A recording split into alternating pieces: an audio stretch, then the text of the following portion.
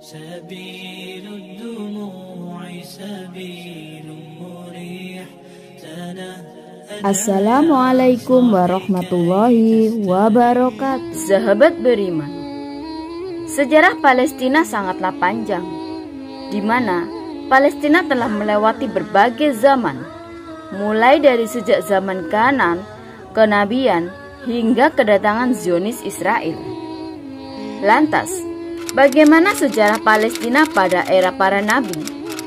Apakah Masjid Al-Aqsa alasan Palestina harusnya diduduki umat Islam?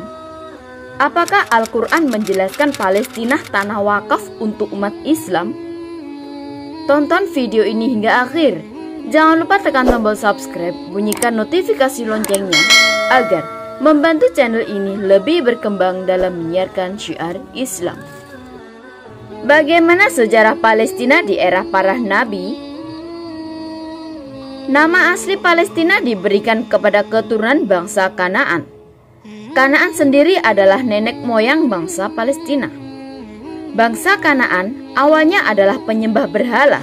Kemudian Nabi Ibrahim alaihissalam dan beberapa pengikutnya pindah ke Kanaan atau yang kini dikenal sebagai Palestina. Sejak abad ke-19 sebelum Masehi, dalam Al-Quran dijelaskan bahwa Palestina adalah tanah yang diberkati untuk seluruh umat manusia. Allah Subhanahu wa Ta'ala berfirman, "Dan kami selamatkan dia Ibrahim dan Lut ke sebuah negeri yang telah kami berkahi untuk seluruh alam." Al-Quran Surat Al-Anbiya ayat 71. Ayat tersebut menjelaskan bahwa Allah Subhanahu wa Ta'ala telah menyelamatkan Nabi Ibrahim dari siksaan Raja Namrud, lalu mengirimnya ke Palestina bersama Nabi Lut. Nabi Ibrahim diutus untuk berdakwah kepada bangsa Kanaan, saat itu menyembah berhala.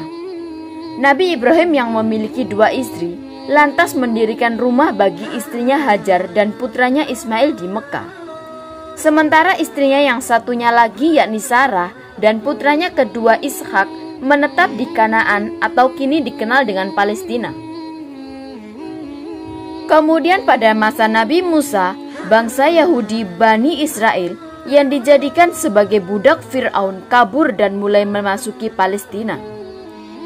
Pada tahun 1250 sebelum Masehi, Allah Subhanahu wa Ta'ala menjanjikan Nabi Musa dan kaumnya Yahudi Bani Israel sebagai wilayah Kanaan atau Palestina agar dapat terhindar dari siksaan Fir'aun dan anak buahnya.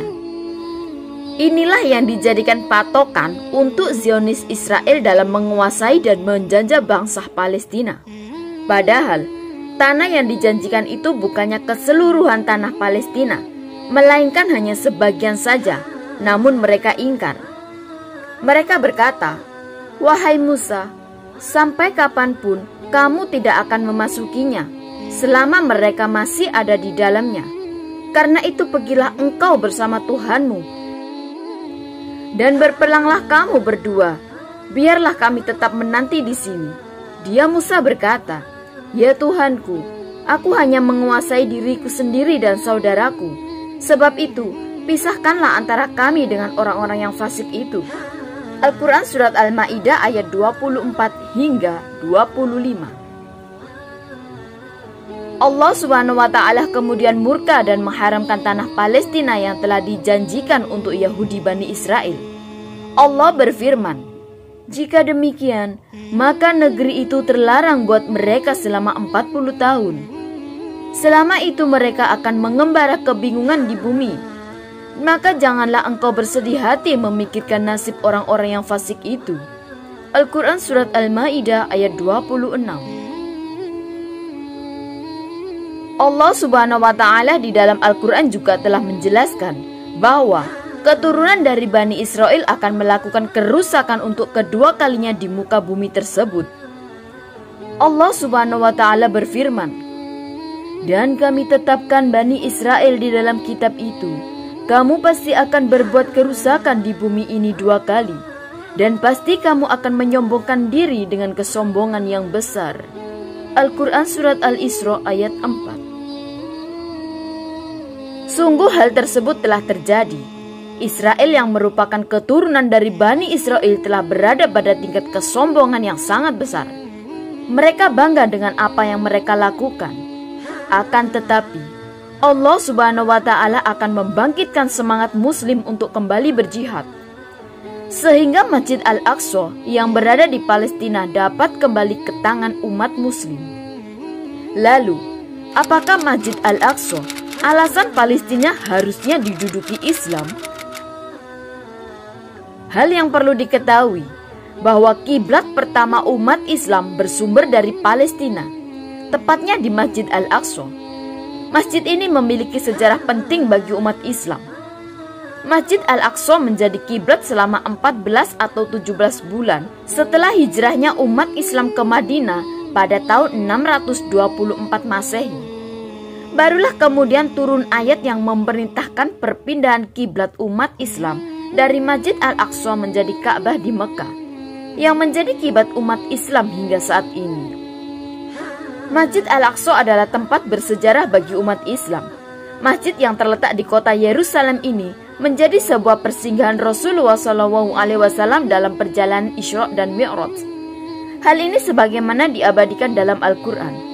Allah Subhanahu wa Ta'ala berfirman, "Maha suci Allah yang telah menjalankan hambanya pada waktu malam hari dari Masjidil Al-Haram ke Masjidil Al-Aqsa yang diberkahi sekelilingnya untuk kami perlihatkan tanda-tanda kekuasaan kami, bahwasannya Dia itu maha mendengar dan maha melihat."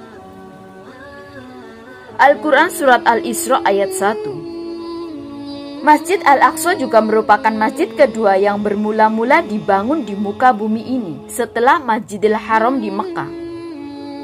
Diriwayatkan dari Abu Dzar Al-Ghifari bahwa Rasulullah SAW bersabda, "Saya bertanya kepada Rasulullah SAW mengenai masjid yang mula-mula dibangun di atas bumi ini." Rasulullah menjawab, "Masjid Al-Haram." Saya bertanya, "Kemudian masjid mana?" Rasulullah menjawab, "Masjid Al-Aqsa."